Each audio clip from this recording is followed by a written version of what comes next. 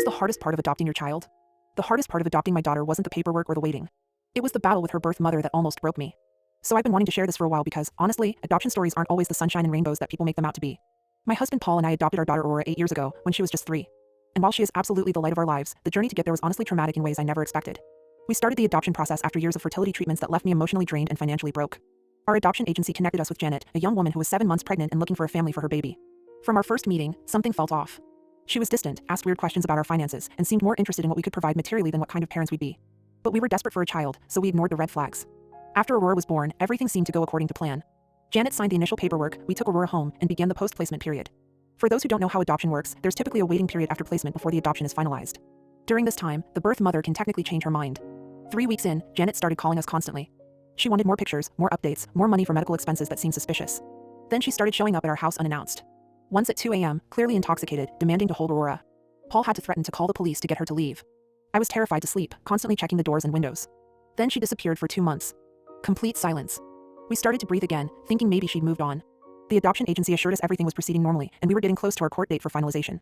2 days before our court date, Janet filed paperwork to revoke her consent. She claimed she was coerced, that she wasn't in her right mind when she signed the papers, that we had manipulated her. None of it was true, but it didn't matter. The court had to investigate, and Aurora stayed with us while they did. What followed was 9 months of pure hell.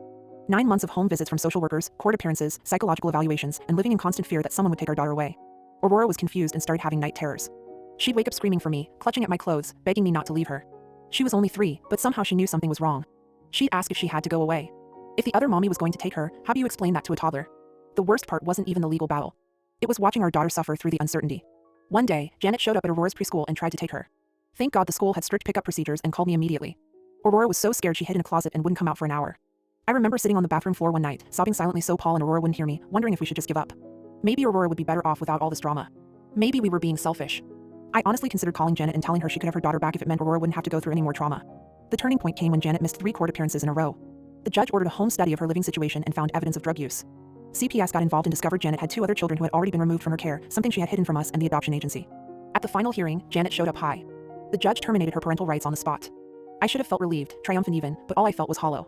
This woman, who was clearly struggling with addiction and mental health issues, had just lost her child forever. And while I knew Aurora would have a better life with us, I couldn't help but wonder what circumstances had led Janet to this point. After the court case, we thought it was over. We changed our phone numbers, considered moving, and started therapy for Aurora. But Janet wasn't done. She created multiple social media accounts to harass us, told all her friends we had stolen her baby, and even sent her brother to our house to intimidate us. The hardest moment came when Aurora was 5, 2 years after the adoption was finalized. She came home from kindergarten crying because a woman had approached her at the playground during recess and told her that her real mommy misses her very much. The school security footage confirmed it was Janet. We filed for a restraining order that day.